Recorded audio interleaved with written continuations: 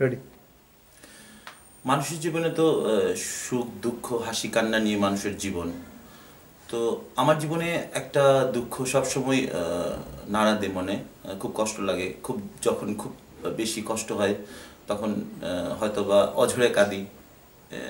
তো সে বিষয়টা হচ্ছে আমার বাবা 1999 ইংরেজিতে মারা যান।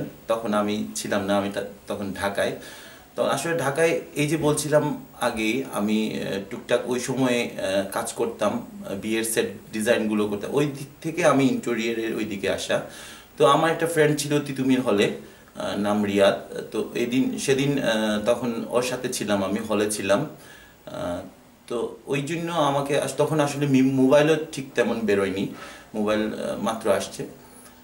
তো আমাকে অনেক খোঁজাখুঁজি পড়েও পাইনি। তখন আসলে যাতায়াত ব্যবস্থাও তেমন ভালো ছিল না, ঢাকা থেকে আসতে 7-8 ঘন্টা লেগে যেত।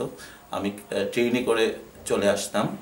তো ও আমাকে যখন কমলাপুর রেল স্টেশনে বিদায় দিতে আসলো, তখন কিন্তু আমি জানি না যে আমার বাবা নেই, সকালে 8টার সময় মারা গেছে। তো আমার সেই বন্ধুটা, আমি বলছিলাম যে আমি তখন বিরিয়ানি খুব পছন্দ করতাম। তো ওরে বলতাম যে দোস্ত তুই এক কাজ কর, তোরে পয়সা দিই, তুই খেয়ে নে, আমার জন্য বিরিয়ানি নিয়ে আসে। সে 2 প্যাকেট নিয়ে আসছিল বিরিয়ানি। তো আমি যখন ট্রেনে উঠলাম তখন বিরিয়ানি আসলে এত পছন্দ করলাম, কিন্তু ওই দিন আসলে খেতে পারিনি। আমার ওই দিন আসলে আমি তখন থেকে খুব ওইভাবে চলতাম। ইনটিন করা ছিল, এগুলো খুলে ফেলেছি, জুতা পরা ছিল, এগুলো খুলে ফেলেছি। ভালো লাগতো না আমার, মানে কেমন যেন বুকের মধ্যে একটা অস্বস্তি বোধ করতো। তো যখন ওইভাবে চলে আসলাম বিরিয়ানি খেয়ে, আমি খাইনি আর। তো সিলেটে যখন আসলাম, সিলেটে অনেক বন্ধু বান্ধব দেখলাম স্টেশনে দাঁড়ানো। বললো যে তখন আমাদের বন্ধু বান্ধবরা অনেক রাজনীতির সাথে জড়িত ছিল। তখন বলছে অভিরূপ তোমাকে নিতে আসছি আমরা, তো ওইখানে গন্ডগোল হয়েছে তো সিলেটে।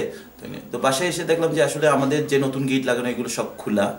তো এসে যখন বললো যে আমার বোনকে আমি ইচ্ছেমা নাকি, ইচ্ছেমা বললো যে অভি বাবা আর নেই। আসলে ওই সময়টা আসলে বোঝানোর কথা না, খুব খারাপ লাগে বাবার কথা আসলে। তো একটা জিনিসই ভালো লাগে যে জীবনে আমি অনেক উপার্জন করেছি, মানে ক্লাস 9-10 থেকে। তো এই উপার্জনগুলোর কিছু অংশ হয়তো বাবার জন্য আমি গিফট করতে পেরেছিলাম। আমার বাবা মারা যাওয়ার সময় আমার যে গিফটের জিনিসগুলো, এগুলো পরে মারা গেছে। তো বাবাকে খুব মিস করি, এইটাই। বাবা যেন সুখে শান্তিতে থাকে, এই সবাই আশীর্বাদ করবে।